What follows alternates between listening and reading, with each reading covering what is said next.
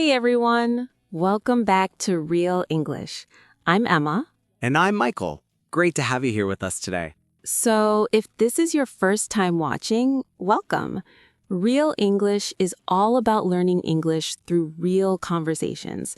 No boring lectures, no memorizing endless rules. Just the two of us chatting about English in a way that actually makes sense, like you're hanging out with friends. Exactly. So today, we're diving into a topic that I know trips up a lot of learners. Oh, what is it? The difference between will and going to when we talk about the future. Oh man, I remember being so confused about this. Like, why do we need two different ways to say the same thing? Right? But here's the thing. They're not exactly the same.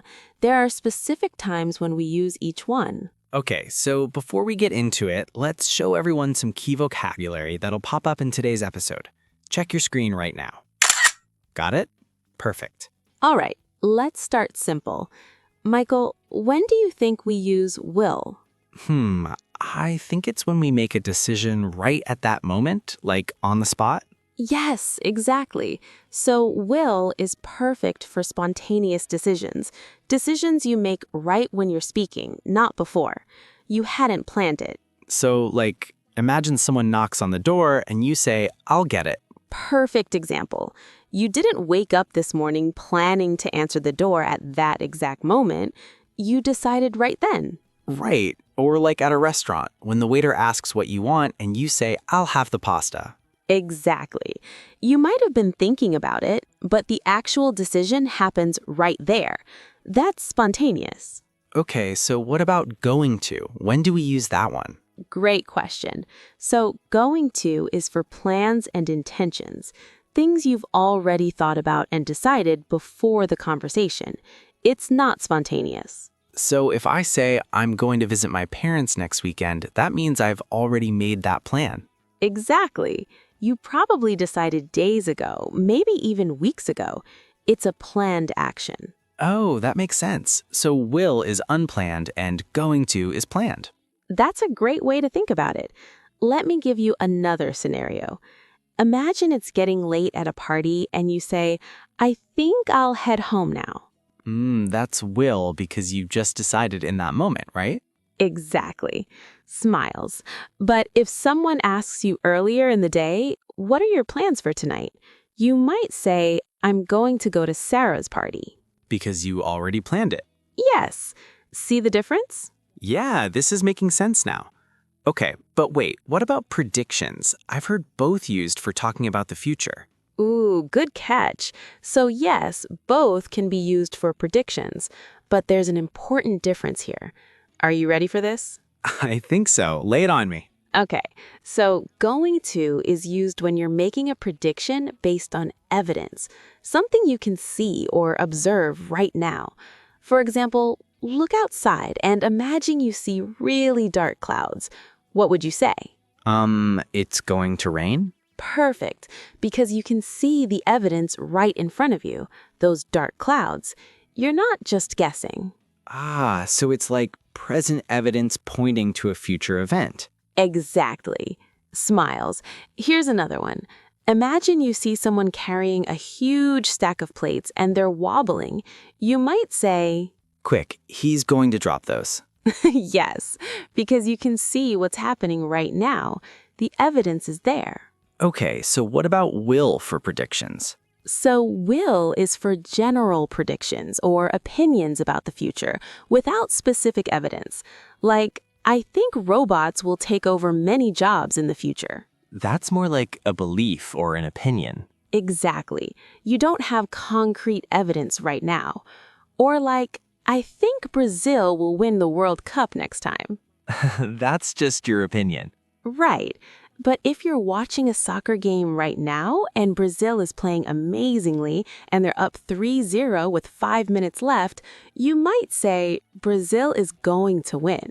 Because you can see the evidence in the game. Yes, you've got it. See, it's all about whether you have evidence right now or not. This is actually really cool. Okay, what about promises? How do those work? Great question. So we use will for promises and offers. Like, I'll promise I'll call you tomorrow, or don't worry, I'll help you with that. Why will and not going to? Well, you could technically say, I'm going to call you tomorrow, but it sounds more like a plan than a promise. I'll call you tomorrow feels more immediate, more personal. Yeah, it does sound different. Like, I'll be there for you sounds more promising than I'm going to be there for you. Exactly. Will makes it feel more like a commitment. And for offers, it's always will. Like, I'll carry that for you. Not, I'm going to carry that for you. No, that would sound so weird, like you'd been planning to carry their bag all day. Offers are spontaneous, so we use will. That makes total sense. Okay, let me test myself. If my phone rang right now, I'd say, Go ahead. I'll answer it. Perfect. Not, I'm going to answer it, right? That would sound ridiculous. Yeah, like, hold on, I'm going to answer this phone that's ringing right now. So awkward. Exactly. You'd never say that. Okay, what about intentions and resolutions, like New Year's resolutions? Oh, I'm going to lose weight this year. I'm going to save more money. Yes, those classic resolutions. We use going to because they're intentions, things we've decided we want to do. Even if we don't always follow through. Smiles guiltily. Oh, Michael, did you break your resolutions again? Maybe. But the point is, we use going to because we've made that decision, that plan to change something. Right, it's an intention. Like, I'm going to start exercising regularly, or I'm going to learn guitar this year. So those are intentions because we've decided we want to do them? Exactly. Now, if someone suddenly says, hey, want to grab lunch? And you decide right there, you'd say, sure, I'll come. Because that's spontaneous. Yes. Okay, let's talk about warnings and threats real quick. Ooh, threats. That sounds dramatic. Well, not necessarily mean threats, but like a parent might say to a kid, if you don't clean your room, I'm going to be really upset. We use going to for warnings. Why going to for that? Because there's evidence, the messy room. The parent can see the current situation and is predicting the consequence. Ah, that makes sense. What about will for threats? Well, will can be used too, but it's more like a promise of future action, like I will ground you if you do that again. Okay, I see the difference. This is actually really helpful. I'm glad. Let me give you one more scenario. Imagine you're looking at your watch and you realize, oh no, we're going to be late. That's going to because you can see the time right now. Exactly. The evidence is right there on your watch.